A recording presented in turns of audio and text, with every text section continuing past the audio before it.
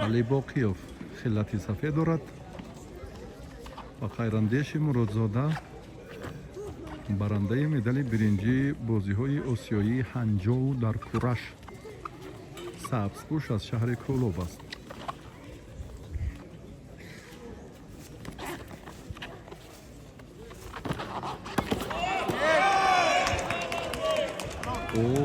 در یک فرصت کوتاه مناسب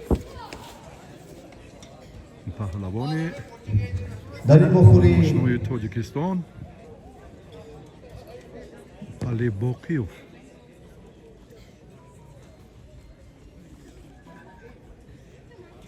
پیروزی را مال خود کرد. یا توجه میکنم به نوارهای تکراری.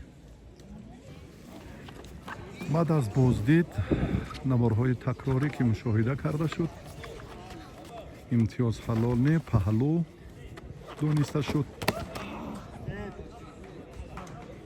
و در نهایت هم علی باقیوف کاری خود را کرد و آسیب جدی خیراندیش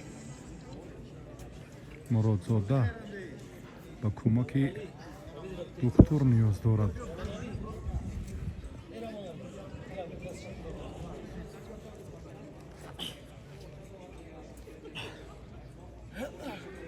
او میگوید آماده است که از جای برخیزد. در این بخوری غالب نصیبی علی جان باقیوف نماینده جمهوری تاجیکستان، اگزیس کانتست وینر رپرزنتیو تاجیکستان علی باقیوف.